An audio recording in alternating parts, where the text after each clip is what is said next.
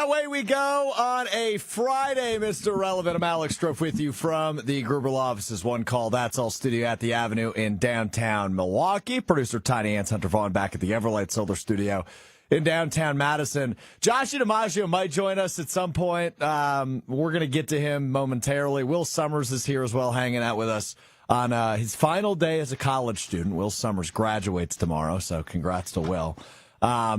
But if you're watching on the YouTube stream, and maybe you don't watch KBN, is the show I produce weekdays from 2 to 5, you might notice something a little bit different about me today. That's because I shaved my head. We raised on KBN on Wednesday about $5,000 for the MAC Fund against the fight against childhood cancer.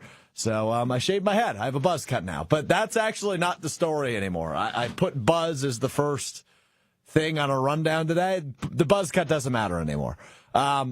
One Friday a month, so 12 times a year, we have a company-wide call for Good Karma Brands, which includes all of our teammates from across the country: ESPN Milwaukee, ESPN Madison, ESPN Beaver Dam, ESPN Cleveland, ESPN New York, ESPN LA, ESPN West Palm, ESPN Cleveland, ESPN Chicago, et cetera, et cetera.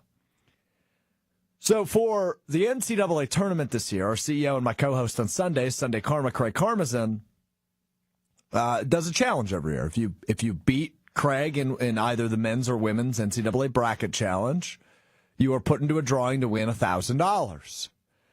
And we just found out the winner of the $1,000, and it's the guy that just strolled in 2 minutes late to the show. What's up? Congratulations. I want to repeat the question I asked you. How does it feel to be poor? So here's my issue with you. Yeah. Everything's been turning up Josh recently. Oh, it's big time me recently. It sucks. It sucks. But here's the thing, Will. Here's the thing, dude. What did Josh just do for you? He bought me a Diet Coke. The hell'd you get me? Well, I wasn't. Here's the thing. It was 2 for $4.50. I wasn't going to go over to the Dooskies and buy a whole extra Dooskies. I didn't want to be carrying 4 sodas. They're going to think I'm crazy. I would have drank a Diet Coke. I didn't know you are a full-bodied drinker.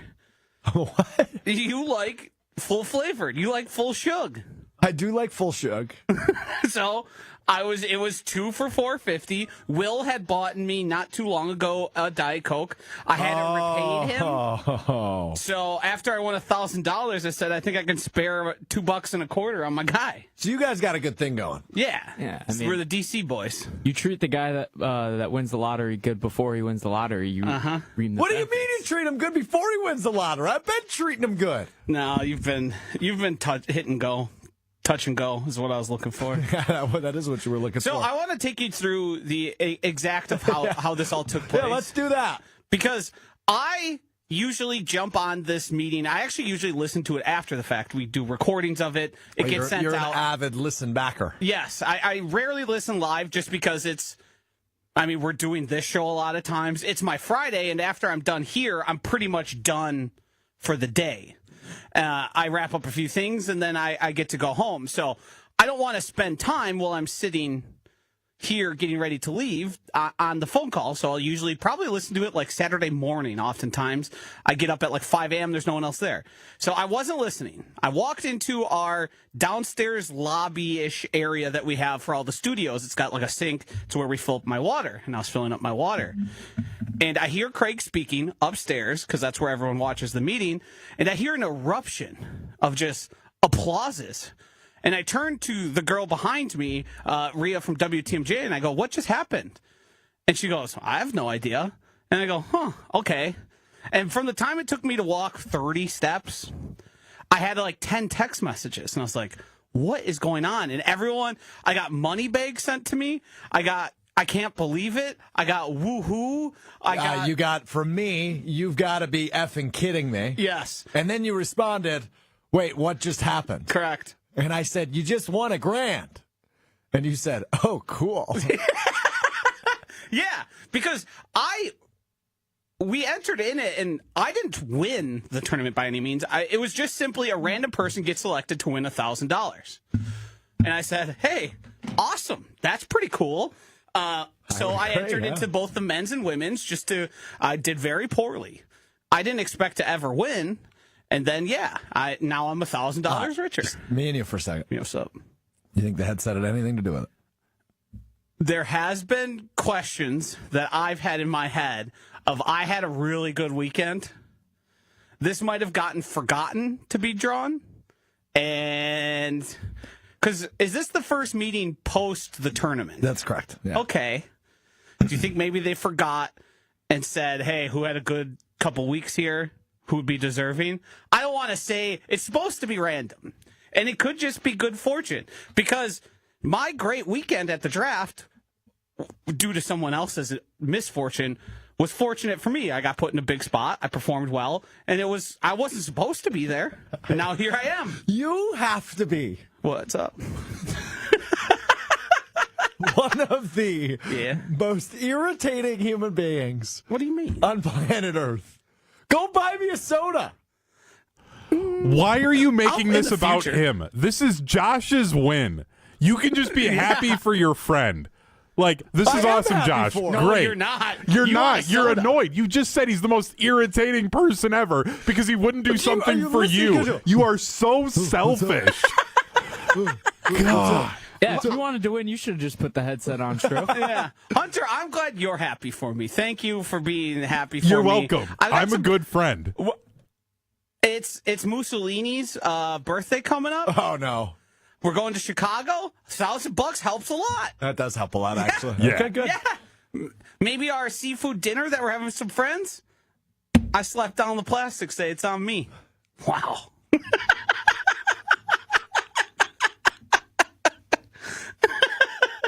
Wow. I mean, true upset that my buzz cut is not leading the show. Yeah. It is hard. How do you looking think at I look? You look fine. Okay. You have a decent hairline, and you don't have an oblong or odd-shaped head. So, I think most men can pull off a decent buzz cut. I had one myself during the pandemic when you couldn't get haircuts. Yeah. And I just Shaved said, it all screw off. it. I'm just going with it and seeing how it goes. I liked it. And then I said, hey, I have a decently shaped head. You got a nice hairline where everyone can tell. The problem I had is when I went buzz, if you were too far away, you thought I was just bald or had a horseshoe. You have the good enough hairline there where you could tell it's on purpose.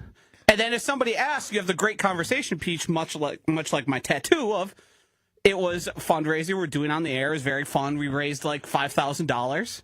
Yep. So all in all, I mean, it's a win for you. I would agree. There's no big events coming up for you where hair's necessary. It's summertime. Yeah, I don't think I have any. I have weddings to attend in the summer, and my hair should be back at least a little bit. But, like, also, there's a chance I just stick with it. Now, I'm going to let it grow out a little bit longer than it currently is. Yeah. I might just be a buzz cut guy now. You certainly could be. It's fine. Okay. Buzz cut is My kind of girlfriend told me it was classic, cute. too. Like, it's timeless. So, My that does help. My girlfriend's immediate reaction was, oh, my See. God, it's cute. You two are enablers. You guys are too positive to one another. Me and my girlfriend or me Yeah. and Hunter? You and your girlfriend. What do you mean? She's in that spot. She has to feign irritation of, oh, I can't believe you She did that." wasn't irritated. I know, but you gotta make them feel it. You don't agree? I mean, I don't know how to take that sentence. I think it's I mean, healthy you to just- like have a moment of like, what are you doing when Yes. the significant other does something a little dumb? And she did. She texted me when I told her, hey, just No, so I you got to be know, face to face. Text doesn't count. Got to be face I to might face. have a fresh cut. And that's when we got the WTF text. What are Yeah. you doing? So, interestingly enough, the reason I ended up with tattoos is because I suggested shaving my beard, to which that was met with like the most vehement no, because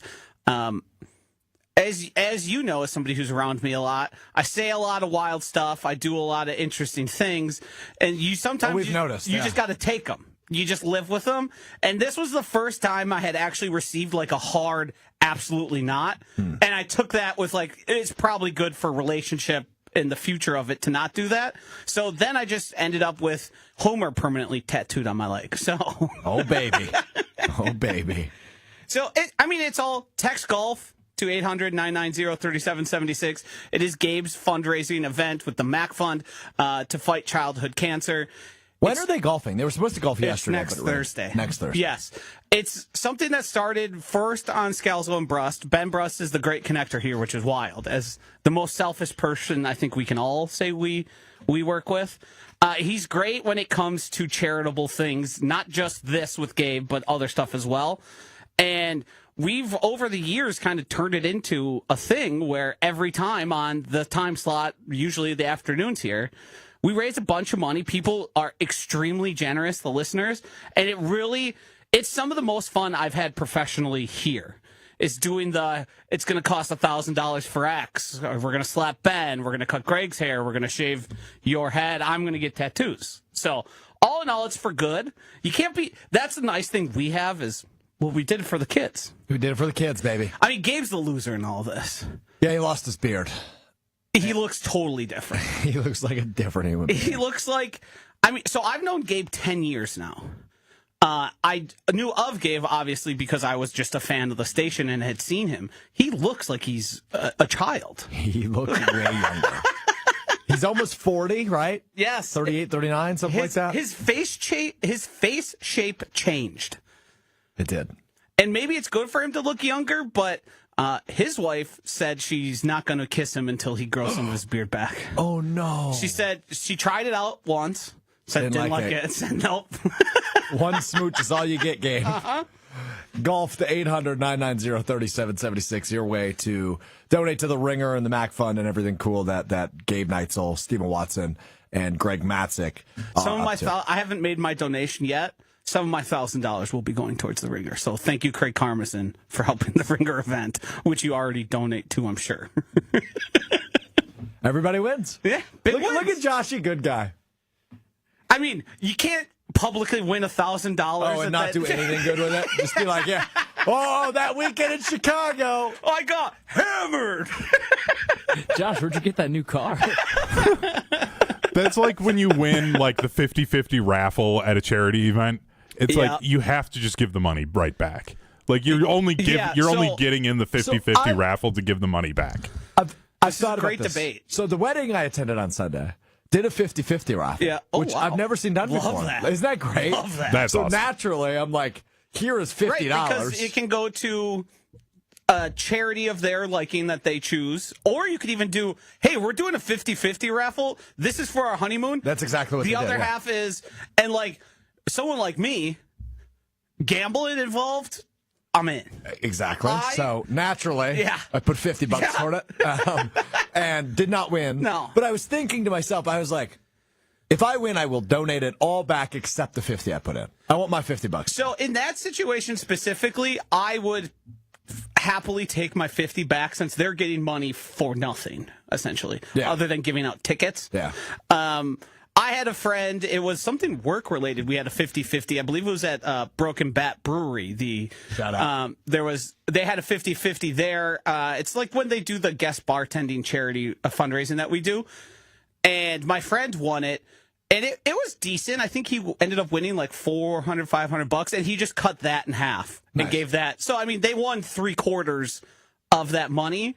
I think at that spot, that's fair. As long as you're giving, like, 50-50 is meant you get the 50%, but especially when there's charity involved, you're like, well, do I really need all 400, or can I just take 200 and be happy?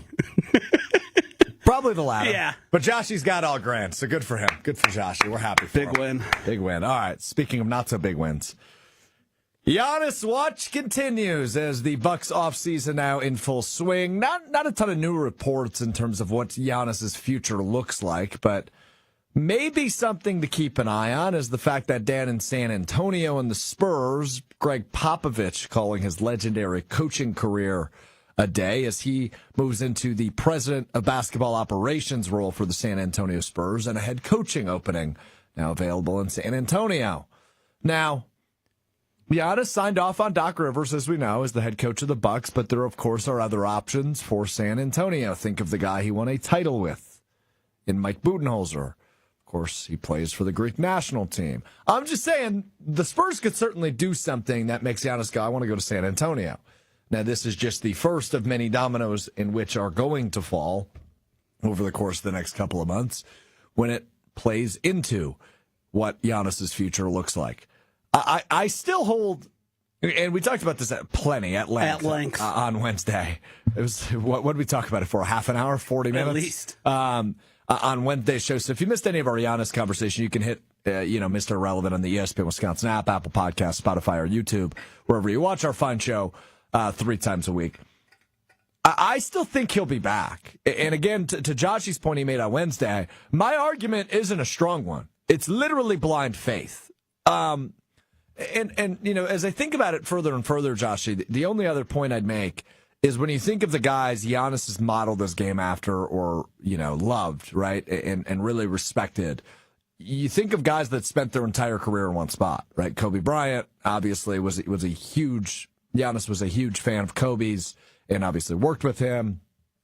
Even after Kobe retired, they were super close until Kobe's death. And he spent his entire career in L.A. Dirk Nowitzki was the biggest international star when Giannis entered the league in the early 2010s. Giannis obviously loves Dirk Nowitzki. I'm sorry, I've got to pivot for a moment. We've got our guy Barry Sorrell in the YouTube chat. That is the father of Packers draft pick Baron Sorrell. Is that really who that is? Yeah, that's my understanding. He just commented on the ESPN Milwaukee YouTube chat. Packers Nation, 99 will shine. Barry Sorrell chiming in. I've seen Barry Sorrell comment a few times throughout the week, and I couldn't figure out if that was just somebody duping his father, if they were trying to dupe the player. I'm going to give Barry our phone line, 844-770-3776. Barry, if you were free, give Hunter a call. I can't do that right now. Oh, your phones are down. Yeah, phones are down. Doing a little bit of a tech switch over, so That's no right. phone calls. You guys should be able to put that. Will, Could send him a Teams VMix call. We could do that. And have him on video. I want to talk to Barry. You should be able to run it. Can we run that through Milwaukee? I think so, yeah. I've Yeah. got Will on standby. I gave Barry the second number, 800-990-3776. I want to talk to Barry. Barry, give us a call about Baron Sorrell, his son, who was drafted by the Packers in the 4th round of last week's NFL draft. Baron Sorrell obviously was in Green Bay, got to walk the stage, got to dap up the commissioner. Moments. One of the best moments of the whole weekend in Green Bay. I was at the draft for that moment, which was really neat to see in person. He and Matthew Golden became instant fan favorites. Oh, 100%. Those two moments that those two guys had were things that not only the Packers fans there, but the Packer fans watching are going to remember for a long time. No doubt. So you vote Giannis where next season? In Milwaukee or out of Milwaukee? You don't need to pick a team if you think it's one I of the still other think it's 29. most likely that he remains with the Bucks. But I do think it is a 50-50 proposition. I don't think it's... I heard Wilde and Tausch talking about it, and they said they were unsure. And it feels like Giannis hasn't left any nuggets about potentially leaving. But if he left, there's plenty of things we could point to that would indicate, yeah, that was a guy who made it clear he wanted to win, he wanted to keep winning, and that was his plan. So if he publicly asked for a trade, none of us can be surprised because we know how passionate he is about winning. Mm-hmm. I haven't been able to decide if it's better for the Bucks to trade him or not in the long run. It's really hard to parse out because they have traded basically every pick away, and not any of the picks they own are so far in the future. You add the Dame situation, like, for lack of a better term, the Bucks are effed. I would agree. And this is where we just have to trust John Horst to pull the right strings and hopefully at least put together a team that can be, we don't want to be the Herb Cole Bucks. There's a reason the Herb Cole Bucks and they moved on and they reinvented the franchise. As great, all-time great and important to the city as Herb Cole is, like, I don't think Homer always harps on this. Mm-hmm. Like, he's extremely important. He donated his own money for the Fiserv Forum to get built after he was basically told he should sell the team. I mean, that's just a guy that loves basketball, loves the city, and loves it being here, and loves the Bucks being here. So I don't want that to sound as derogatory as it may have in that moment. But we don't want to be the 7-8 seed competing in playing games that are one and done and getting blown out by the Cavs. Or like that's just a situation that I think we would, as much as we say we want to be in the playoffs, we watched the Bucks suck for so long. Year 2 or 3 of that, we're really sick of it. No doubt. I mean, it was. I don't even want to reflect on that. I want to more look at the future because I think something with Giannis that we have to keep in mind is he's only 30 years old, right? Like he's still got some tread left on the tires, and he proved to us this year he's still capable of playing his best basketball. And I think if you have Giannis on your team, you're still part of the conversation always. Now, the Damian Lillard thing, which Eric Name and Sam Amick reported yesterday in The Athletic, is if he would not have gotten hurt, the two sides were going to discuss him leaving Milwaukee after the season, unless they won a title. And now that he's hurt, can't really get him out of Milwaukee, given rules, and obviously who's going to trade for a guy that's not going to play next year, right? So you're going to be responsible for that contract, which is interesting. So we will see as we continue to roll on. And Giannis Watch is something we'll talk about every day, for the next couple months, I would imagine, when it comes to Giannis Antetokounmpo. Let's get to the Green Bay Packers because lots of news to clean up on. Also want to dive into in a bit. I have created, it's short, but it's an off-season checklist now that we're post-draft that I want to get to when it comes to the Green Bay Packers. But the news yesterday, I just want to interrupt really quick. Is there something going on in the market hall? No. I just got a request for my Venmo and to send it over.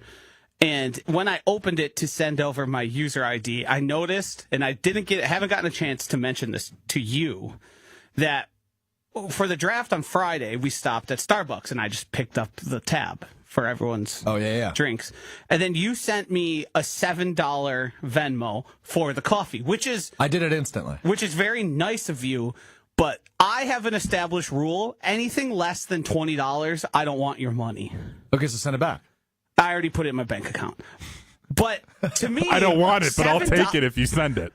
Right, it's too late. Pretty crazy. We were doing rent and it was part of it, and I just included it. But to me, it's very nice of the sender. I think somebody who requests something less than $20, that's someone I'm like, all right, I have to question our friendship. You send regularly sub $10 Okay, amounts? hold on. No, okay. Never, actually. Okay. I'm actually firmly a believer in the same thing. It all evens itself out.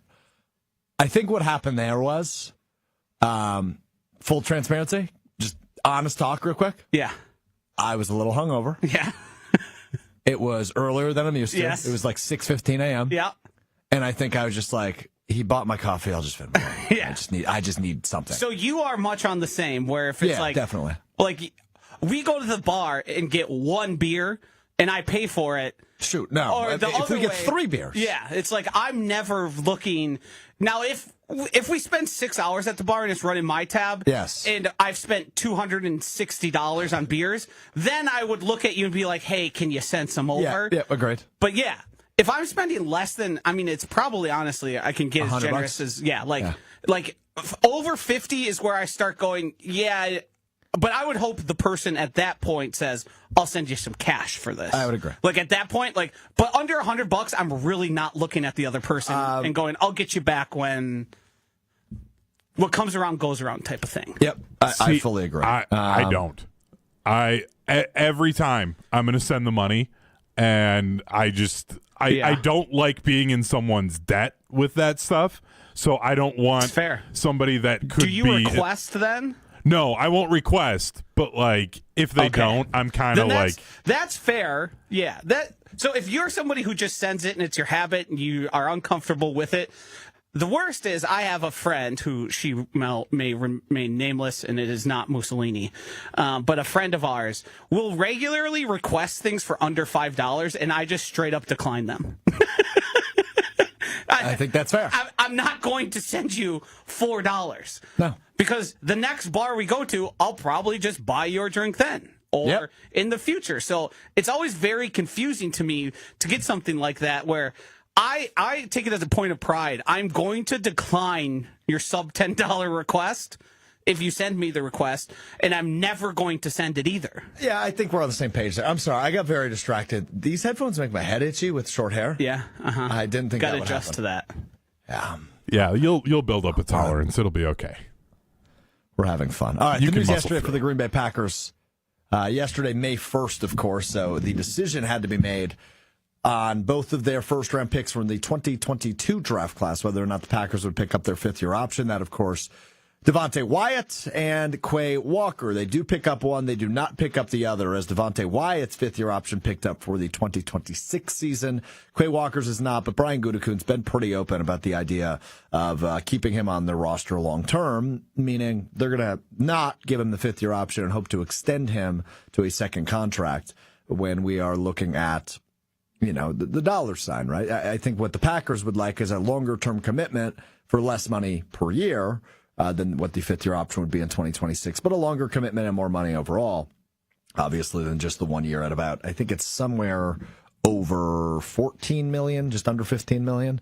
And I think Daryl, chimes in on the ESPN Milwaukee YouTube chat, says, I don't know why Quay was denied of the fifth-year option. Past 2 years, has been stepping it up in defense. I agree with you. While it's been, I don't know if inconsistent's the word I want to use, but it's the word I will use here on Quay Walker. He's been relatively inconsistent in terms of his level of play, but all in all, he seems to have stepped it up, right? He does seem to have taken it to a next level sometimes. I can answer the question. They want a longer term commitment, is what it seems like. And that number is high because it involves edge rushers too. So edge rushers who play outside linebacker and inside linebackers get those numbers combined to make the total number. Yeah, I think it's like 14.8 or 14.9. Yeah, it's on the higher end. It's a number more than you would like to pay him. So if that number was just traditionally inside linebackers, the Packers might have actually done it.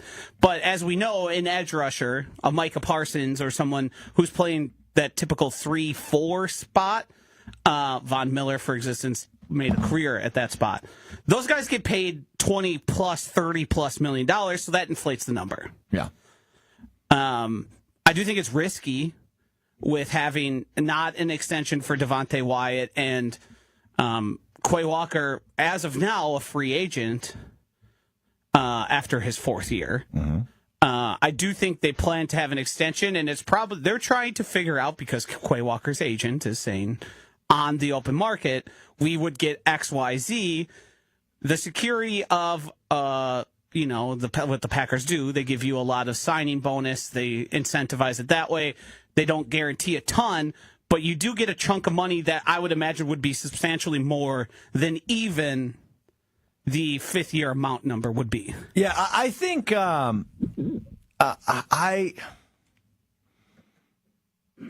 I think they'll get a deal done, but I would imagine not this year. Yeah, it could be during the season like they did with Rashawn Gary a few years back.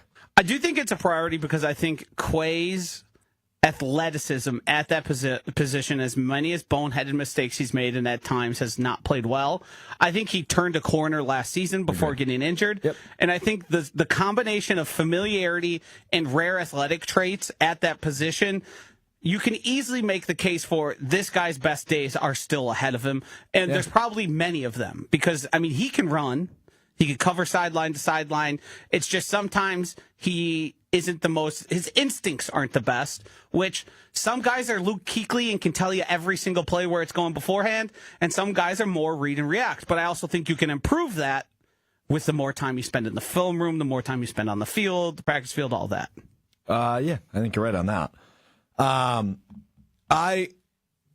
And obviously, if you're Jeff Hafley, if you're Matt LaFleur, if you're Brian Gutekunst, anybody in that building that's evaluating your roster and evaluating the talent at that position, I think you look at Quay Walker, you look at Edrin Cooper, who's still got 3 years left in his rookie deal, and you go, I'd be very happy if that's my linebacker core for the next 3 years. Yes, extremely happy. And hopefully onward, right? I still think both of those guys, to your point, their best days are ahead of them. So the Quay Walker thing, I am not worried about it, right? I think this is very much so we're not picking it up because you're in our long-term plans. And I think Devonte Wyatt could ultimately play his way into their long-term plans. but now he's under contract for the next 2 seasons with them picking up the 5th-year option. He's a guy where inconsistent is probably the right word, but he also, the opportunity hasn't been there for him. He's only started 5 games in his 3 years on the roster, and obviously he was playing some of his best ball in the first couple weeks of the season last year until week 4 when he was injured, and he got an ankle injury. He's a big boy. A big boy with an ankle injury isn't going to be as productive as a big boy without an ankle injury. Trying to wreak some havoc on the inside there for the defensive line. So I like Devonte Wyatt. I like some of the things I've seen from him. It's just this year, if he can stay healthy, I'd like to see more of him. You're looking for consistency and the less of the disappearing act, because at times he looks virtually unstoppable. He's incredibly disruptive. He's getting into the backfield. He's affecting the run plays. He's pushing his guy back into the quarterback, or he's getting to him. So he's the type of guy where this might be the best he ever plays in the NFL, but he's worth keeping around and figuring out because he is that talented and can be that disruptive. It's just you would like to see it more consistently. Yeah, I would agree. So we will see on that, but I got to be honest with you, Joshy. Last thing on the 5th-year option from yesterday is I thought it would be the other way around, to be real honest with you. I thought Quay Walker would be picked up on the 5th-year option and Devonte Wyatt would not be. And I don't think that indicates whether or not Devonte Wyatt's in their long-term plans. I think it was more so it's kind of a prove-it year for him. And Quay Walker, they want to push out the idea of a contract extension, but they probably don't view him as worth $15 million in 26. I thought it was the same until I realized early in this offseason that number included edge rushers, and it was an inflated. Yeah, I think it's about $2 million, roughly, higher than what Devonte Wyatt got. Yeah. So once I realized that, it became clear to me that, they'll probably just try and work on an extension. Yeah. So we'll see. Okay, so as we get further into the offseason here for the Green Bay Packers, now with the NFL draft in the books, I have put together a short checklist, if you will, of Packers priorities this offseason now as we get closer and closer to the NFL season. The schedule release coming in just under 2 weeks, so we will know whether or not the Packers actually play in Ireland. We will know whether or not what the Packers' schedule looks like. When do they play the divisional opponents? And it's a tougher schedule this year for Green Bay, given their divisional draws. So that's coming up in a few weeks. But as we roll into rookie camp, which starts today in Green Bay, the OTA is coming up in the next couple of weeks, and then ultimately training camp at the end of July. Here is the offseason checklist I have put together for the Green Bay Packers over the course of the next few months. First up on that checklist, to the surprise of nobody, you've got to make a decision on Jair Alexander. Whether you're cutting, trading, or keeping on a lower deal, will Jair Alexander be on this roster in 2025 or not? I think the sooner they can make this decision, the better, because it allows you to evaluate the cornerback room for what it is sooner. I'm for bringing Jair back. I've been pretty clear on that. I like the cornerback room they have, right? Carrington Valentine, who we spent a bunch of time with last week in Green Bay. Nate Hobbs, who Carrington Valentine came up with, and they trained together in the offseason joining that room, and of course Keyshawn Nixon. I like the room as it is, but I like it a little bit better if Jair Alexander is in it. But even if he's not in it, I think it allows that room, those coaches, to focus in on what you do have and what you are working with for the upcoming season. So I think the number one priority this offseason on my checklist for the Packers is you've got to make a decision on Jair Alexander. Fair number one on this list? Yes. Partially selfishly because I want the saga to be over, whatever it ends up going. If he's back, is the saga over? I think in terms of the questioning. Sure. What Jair decides to do throughout the course of the season, I think everybody on both sides entering the mix is with a big who knows. But it at least puts it to bed. He's coming back. He's going to be a part of the team. And then you go from feeling fine to good about the secondary and the defensive backs to really good about them. Yeah. Because I don't think the Packers properly rate how much it could benefit them to have a guy who's trying to play for another contract.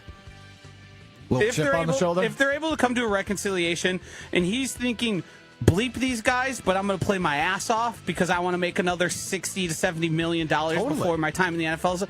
That's a really valuable guy to have on your team. Totally agree. My number 2 priority is extending offensive lineman Zach Tom. You've got a big offseason coming after this season in terms of free agents. Think about that 2022 draft class. Your starting left tackle, Rasheed Walker, will be a free agent. As of now, Quay Walker will be a free agent. I imagine that will change. Romeo Doubs, Christian Watson, both of those wide receivers a free agent after this season. Sean Ryan, your starting right guard, a free agent. And Kingsley Enagbare, one of your edge rushers, a free agent after this season. So a lot of decisions to be made when it comes to this draft class after the 2025 season. There's nobody more important to lock up long-term than your current starting right tackle, who the Packers think can play all over the offensive line, in Zach Tom. I would make that priority number 2, Joshy.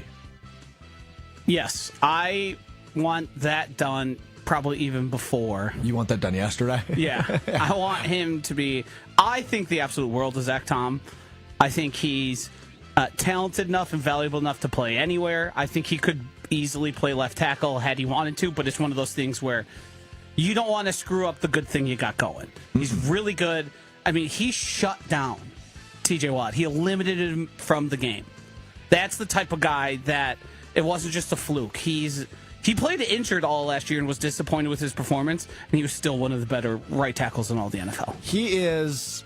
I mean, no disrespect to Elton Jenkins when I say this, because I think they're 1A, 1B. But Zach Tom's their most important offensive lineman, and probably their best one. Yeah, I think if you wanted to get Brian Bulaga, Mark Tauscher nerdy on it, you say a guy who can snap the ball, play left guard, and play left tackle is going to be your most valuable. But I think Zach Tom can do all those too. Yes, we just haven't seen him do all those things. I think we have seen. I think the most talented by far is right now, because Elton Jenkins is on the downswing of his career. I still think he has a lot of good NFL left in him. Agreed. But yeah, Zach Tom is that dude. Zach Tom is that dude. So extend offensive lineman Zach Tom is priority number 2 on my offseason checklist for the Packers.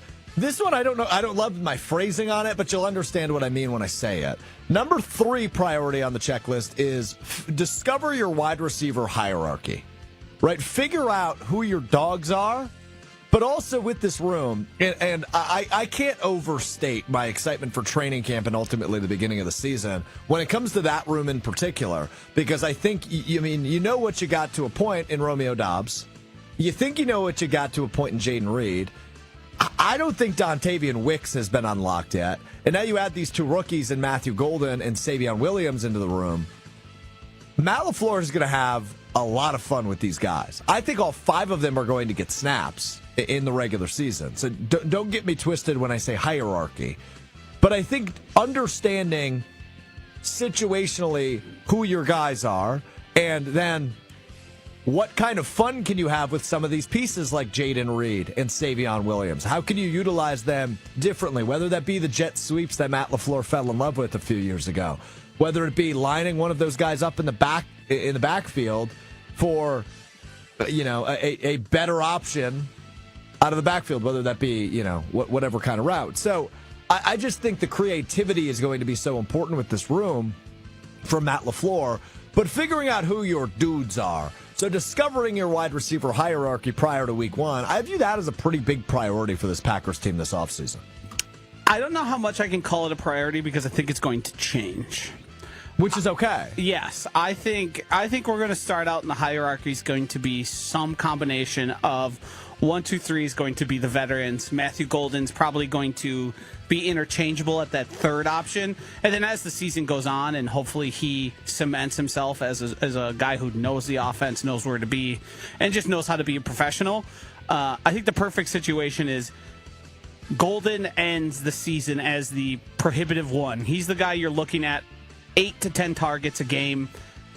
Who knows how effective each of those are, but he's a guy that's a focal point of the offense. Then you have Jaden Reed, and slightly behind that, probably Dontavian Wicks, because I do think Savion Williams, the comparison to like the Percy Harvin or Cordell Patterson, you do have to be creative with those guys, but that's also those guys, that type of player typically doesn't pop right away. Those are the type of guys you kind of have to figure out what they do best as the season goes on, put them in advantageous situations.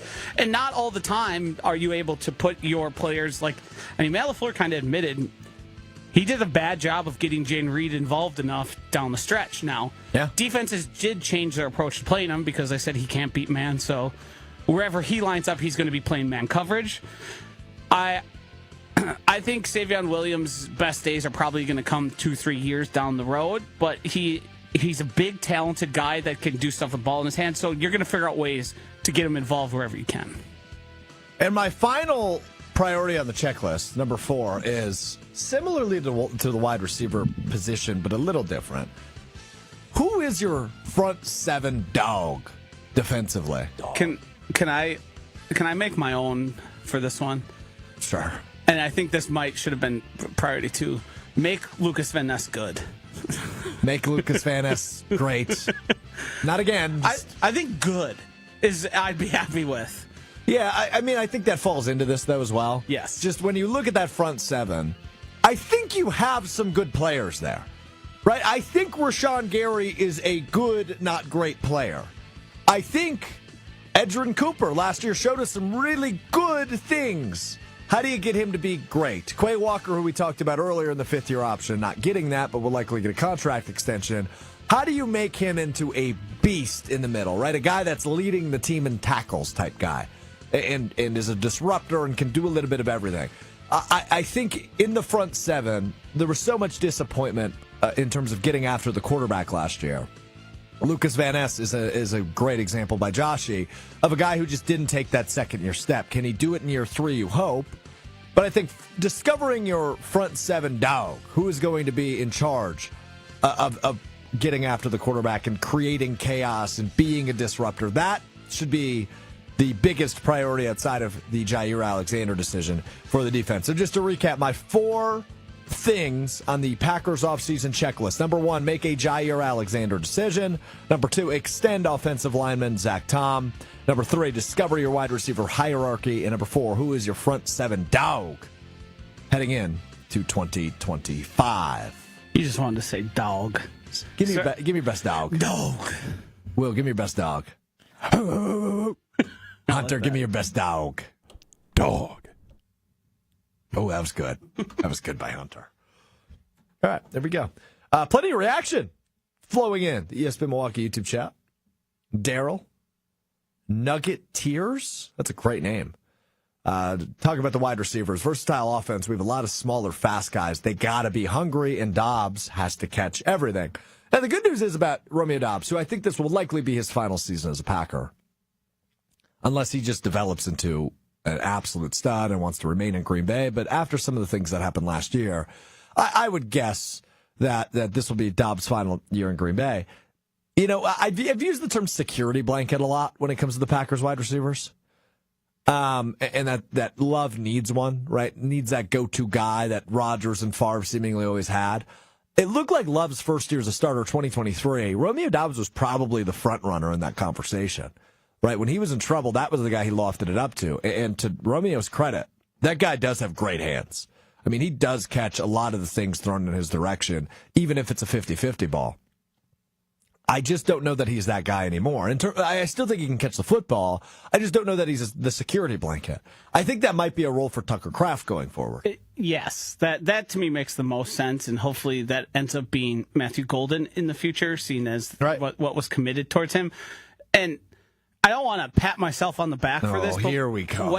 When we went into the season with he's the number 1 wide receiver last year, my concern was he's a fine receiver, but he does nothing great. Mm-hmm. He's not explosive. It's going to shorten and condense the offense. He's not going to be getting open downfield. He's going to function best in the intermediate areas. He is quite proficient at contested catches, but I think it's because he's been catching contested passes his whole life because he doesn't get very open. He's not a separator. That's not something that comes naturally to him. I do think he has great hands, and I would love for him to be a factor in the offense. But I think if he doesn't meet the challenge of the 2 new wide receivers plus the 2 other guys that are already there that we've determined as like pretty much established members of the wide receiver core, he very quickly can become a distant 5th or 6th option. Because if he decides to not show up or not give full effort in camp or practice one week, I don't think the Packers won't need him. That's true. And that's an interesting spot for him to be in. The offense seemingly should be fine without him. It would be great to have him, but either you get with the program or you get out of here. I love that point because, again, you're going to get sick of me saying this over the course of the next few months, but I'm so excited to see what this offense is about, right? These wide receivers, it's a stacked room right now in terms of the competition. The tight ends, I'm very excited about having both of them healthy, and Tucker Kraft and Luke Musgrave. The offensive line seems to upgrade, or to have been upgraded this offseason with the signing of the new left guard Banks, and obviously the drafting in the second round of Belton, and you have a first-round pick from last year. You're eager to get into the lineup. I'm boiling over with excitement for this offense. But again, that leads me to the point of Jordan Love will be out of excuses. And obviously last year, injury was the excuse. But for Jordan Love, who is being paid like a top-level NFL quarterback, he has the pieces around him like a top-level NFL offense. I just don't think there's going to be a lot of excuses for Jordan Love if he is not a top 10 and even maybe top 5 quarterback in the NFL in 2025, because he's got an offensive-minded head coach and a creative offensive-minded head coach and play caller in Matt LaFleur. He's got a bunch of weapons, speed, size, versatility at wide receiver. He's got 2 good tight ends who we're hoping make a big jump in year 3. And he's got a pretty darn good offensive line after some of the investments made this offseason. So Jordan Love, I think, out of excuses this year. Yeah, without a doubt. I mean, there's a lot for Matt LaFleur to figure out. It's also a big year for him, because I think if the offense falls flat, people are going to really start looking at Matt LaFleur, which I think might be a little early undue. I think he has an established history as a great play caller and a pretty damn good head coach. But the options with the way the running game ended the season and how it looked at many points throughout the season, you could pretty easily point to Dontavian Wicks was dropping the ball a lot. Romeo Doubs legit wasn't showing up for work. Jaden Reed became a secondary third option in the offense. And it just didn't seem like the offense was married up. So he's got to prove a lot. And Jordan Love also, if there's guys wide open, you got to hit them. Luckily for us, Matthew Golden has a long-established history of having not-so-accurate quarterbacks. That's true. And he still makes the catches. If you watch his tape and not just his highlight tape, you'll see him coming back to the ball a lot. Perfect.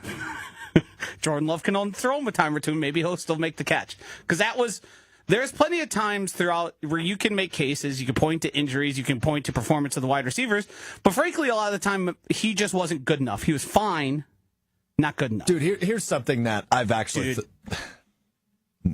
Hey, brother. Dude. Hell yeah, bro. Dude. Let me tell you something I've been thinking about a lot recently, and I haven't said it out loud yet. This is how my brain works, man. I think about the Packers way too much. Ever since the Packers drafted Matthew Golden last Thursday, I've been thinking about, do you remember the opening play? I think it was against the Bears, Jordan Love's first game as the starter. Do you know what I'm talking about, the very first offensive play? No. It was a fly route that Christian Watson ran, and they just bombed it on the first play of the season. That was the first play of his career against the Vikings. Oh. Yes. So that was 2022 with Rodgers. He dropped a Rodgers touchdown, Yes. but they did it again against the Lions on the road on Thanksgiving. Yes. Okay. So that's the play I'm referring to. And I know Christian Watson's out. They've got a faster receiver. Yeah. They've got a dude faster than Christian Watson. First play of the year, I don't care who they're playing. I think they got to do it. Just to be like, hello NFL, this is Matthew Golden. Hello NFL, this is our offense. I can tell you for certain everyone's going to be expecting Josh Jacobs. On the first play of the year? Yeah, 100%. That's what I'm saying. Just do it. Right? Give me a fly route Matthew Golden down the sidelines. Yeah. First play of his NFL career. It's screaming I'm play action. Go deep to Golden. Yes. But I want the exact same script of that game with Watson, his first game of his career, and then that was it Lions on Thanksgiving with Love. I want that play first play of the year offensively. Play action, Golden down the sideline. Even if it's an incomplete pass, just take the shot. Little two-man concept. Show us his speed. Yeah. Get Packers fans excited for the season that's to come with him. I just think it is an amazing idea by me. Pat myself on the back there. You you're not the first person to go, hey, throw it deep on the first play. But it's Alex Strouf, Like, so he thinks he is. There's people who, I mean, I think we've probably all gotten pretty good at it where, especially with Mike McCarthy, you could call the shot play like plays before it was coming. Back when they used to run that one to Jordy Nelson all the time, like you would see the setup coming and the situation and go, uh-oh, here it comes, because it'd typically be like second and short from their side, and they go, well, I think we can get 2 yards, so why don't we try and get 80 instead? Yeah, right, exactly. So I think I've gotten pretty good at predicting when LaFleur's going to take shots. It's just Jordan Love seemed to have, through points in the season, not pulled the trigger. You'd see him rear back and then kind of look elsewhere, which I think is why we had to do the whole sling it thing and the injury and all that, where I think we could probably, with enough of this offense, we'll be able to see those coming. Yeah. I'd like more explosives. So rookie camp underway in Green Bay. And sorry, I'm just doing some cleanup over here as some of the rookies are talking. Mop it up, brother. Mopping it up, bro. Some of the rookies talking to reporters in Green Bay. Matthew Golden called his grandma his best friend, and she influenced him to wear number 22. He never asked Malik Willis for jersey number 2. Yeah, I mean, Malik's a veteran. I think it's much better as a young guy to just take your number and then figure it out moving forward.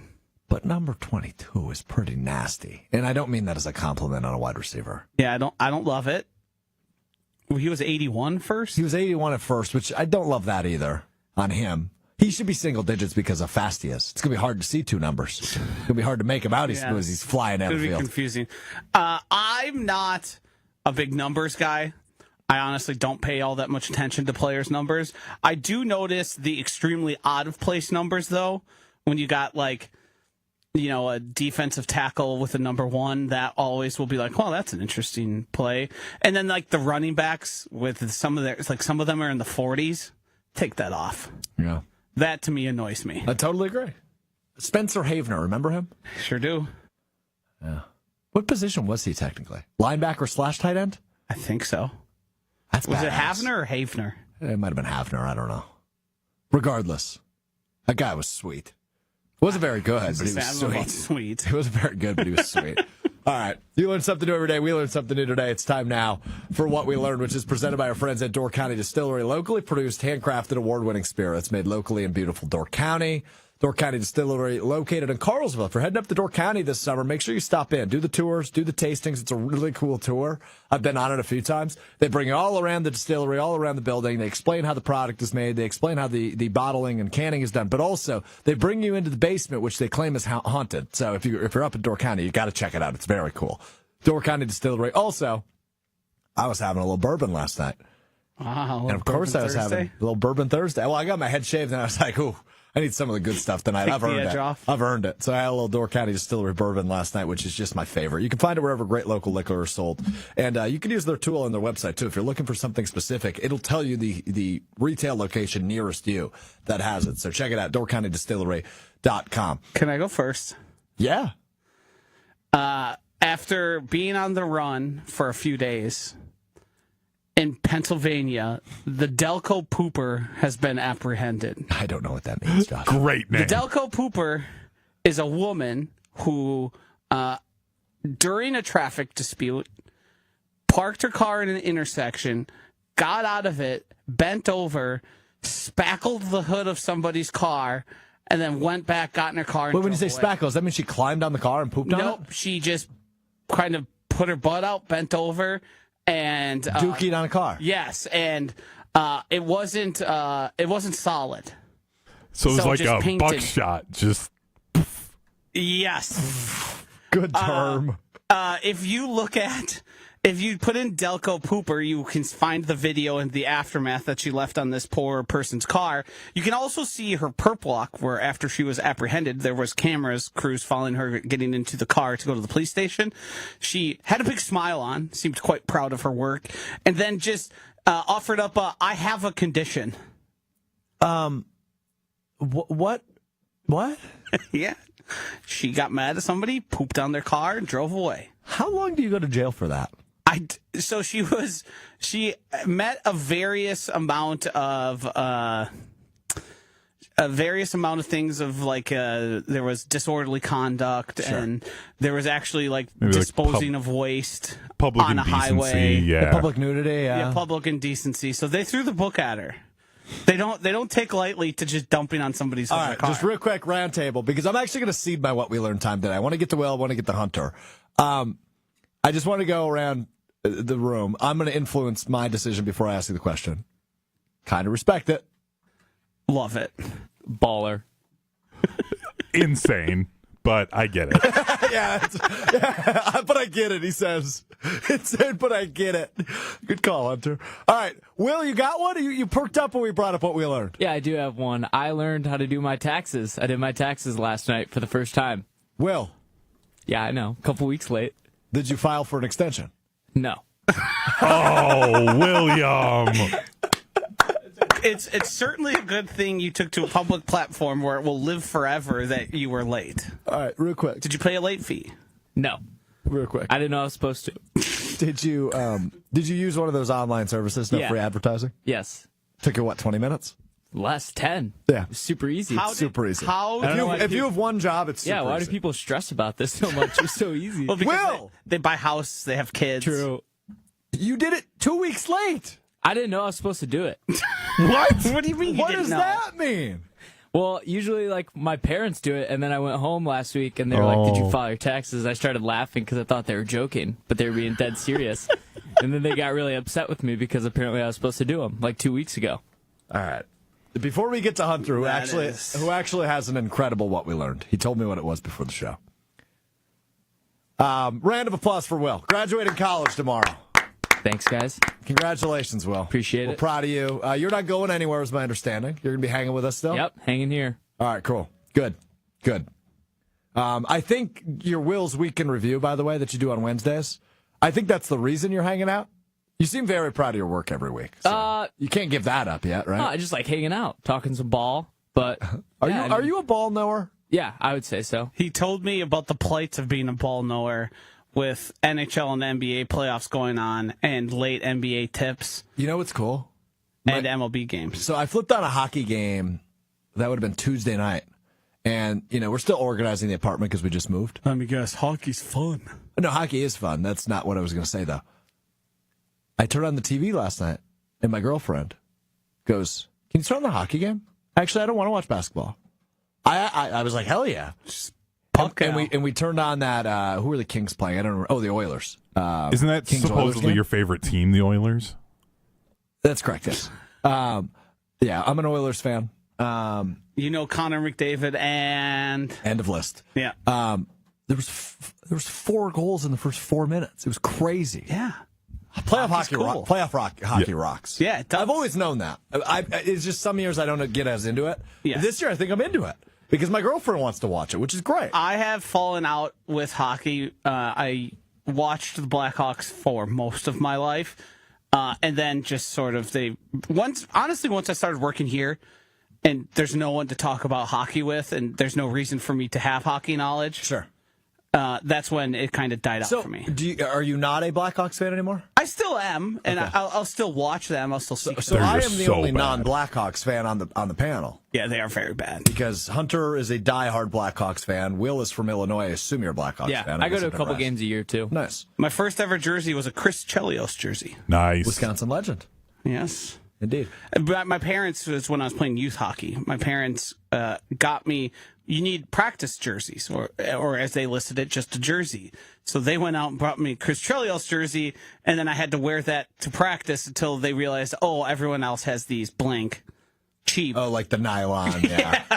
So that, as a family that didn't come from playing hockey, who were just kind of trying it out, I looked a little goofy for my first few practices and said, hey, can we get one of these, like, $5 practice jerseys so I don't look like a doofus out there? So then it just became my jersey to wear to school. Nice. All right. Great story, Josh. Thanks for that. You got it. All right. Grand finale time. Hunter, your time to shine. Okay. My what we learned is don't use Chat GPT to write your wife's birthday card. for this story, we have to go back a week to my niece's first birthday, in which my sister wanted us to write letters to our niece, and then she was going to put them in a time capsule that my niece will then open when she turns 18. And I was struggling to write it.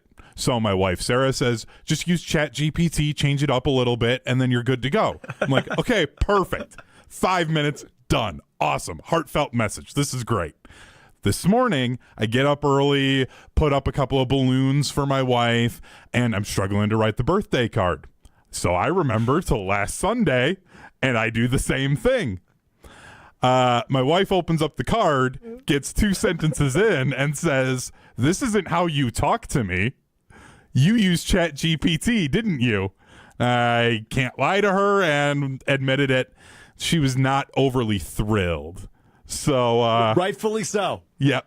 Hunter, she's better now because the flowers got delivered to her office, so we're good now. But earlier this morning, it wasn't great.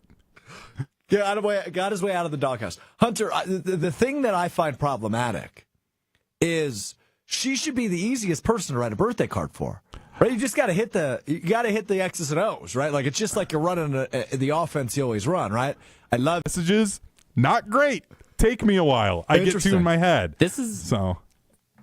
I'm pretty sure Russell Wilson did the exact same thing where he Googled how to describe a beautiful woman to make an Instagram post for his wife Sierra, and someone figured out that he just clicked on the first result of that and then made that the caption. So I have in my past Googled like how to start letters and how to like when I'm writing birthday cards. I definitely don't just directly rip it off, but it would be like, here's a flourish to get into the personal things I'm going to write, because I often struggle and like, well, I don't want it to suck. I don't want it to feel like I just kind of threw something down. I've never directly copy and pasted like Russell Wilson, nor have I used ChatGPT. I would be pretty mad if somebody ChatGPT'd what I thought initially was going to be a heartfelt. I got a very nice thank you letter just yesterday. And it was very clearly that they had written it just themselves. And if it would have been something that was like vague generalities about, hey, you're a great teammate and coworker and we appreciate you, it would have meant a little less. It's fair. Yeah. And it didn't mean a little less. Not the one, no. Now, Hunter, how are we going to improve next time? Are we still going to use ChatGPT, but change it up enough so it sounds like you? I thought I changed it up enough already, so clearly I'm not good at this. So I think what I need to do is not buy the card the night before and try to write it that morning at 6 a.m. before she wakes up. Yes. And we put a little bit more work into the card writing. I had the flowers ordered like days in advance, got her favorite flowers and that. Love that. Yeah, that was fine. It's just, the card writing, we gotta put a little bit more work in, a little more time in. I gotta grind the tape better, and I'll improve. Grind the tape, yep. Here's something I need. This is a little help from the bros on this one. As I mentioned, it's Mussolini's birthday coming up. Okay. We are going to Chicago and staying there for a night and doing a bunch of stuff that Meg likes to do in Chicago. We're going to have some friends out there as well. Is it adequate for me to buy the hotel room and the dinner as a gift, or do I need to add? I'm going to get a card, obviously. That's can you do flowers, or is she not a flowers girl? She's fine with them, but we just recently buy them from the same place. We've worked with the company Flowers for Dreams. We bought some for our parents, and what I run into a lot is it's still Mother's Day oftentimes when I'm going to buying. Sure. So most of them are themed Mother's Day. They aren't typically the style of flower she likes. So it puts me in a spot where I'm like, I'm going to be spending probably all told around $500, which to me feels fine, but I also feel like a card just isn't enough. Are you guys going to be going somewhere like to stores that are like just kind of like shopping, like Michigan Ave kind of stuff? Yes. I don't know the plans because she said, I'm not telling you what you want to do because you'll probably be annoyed by the time we're done. So that's fair. I mean, I'm not going to be. It's your birthday. You can do whatever the hell you want. And there's plans to stop at bars. So great. I'm good. Right. I have a couple brewskis. Get a liquid courage. We're good. I'll go to the purse store. Yeah. I think you just be prepared to buy something then, and then like that's that's just a great it on point. top of it. Yep. Yep.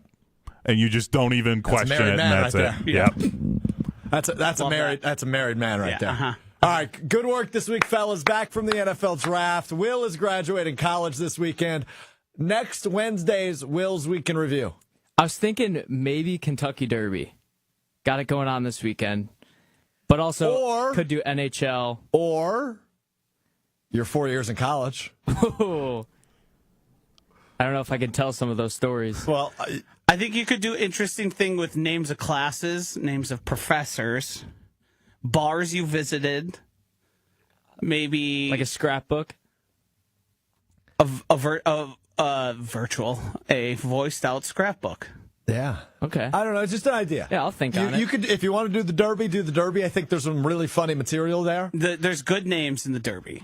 But the funny thing about the Derby is not changing the names. It's just they're already the funny. names. They're already funny. So we'll see. I also worry about, what is it, 90 seconds? It's like the fastest 2 minutes is what it is. The fastest 2 minutes of sports. Yep.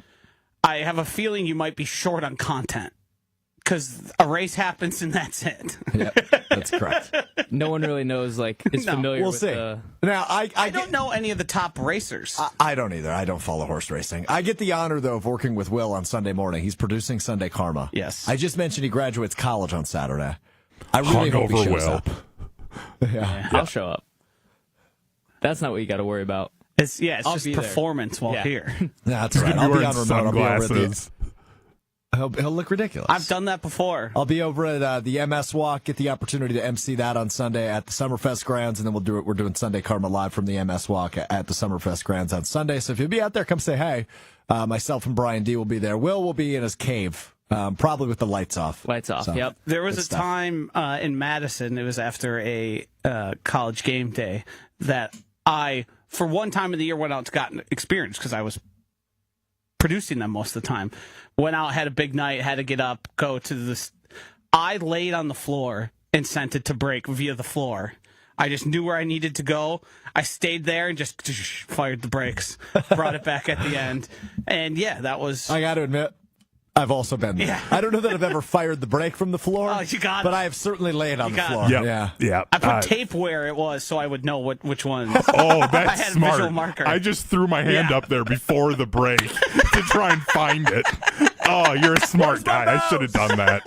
Where's my mouse? All right, boys. Good stuff this week. We're back with you Monday beginning at 12:30 Central, ESPN Milwaukee, ESPN Madison on YouTube, and of course the free podcast feed, Apple Podcasts, Spotify, and the all-new ESPN Wisconsin app, and of course right here on YouTube. Enjoy your weekend. Make decent decisions, especially you, Will. We'll talk to you Monday. Peace.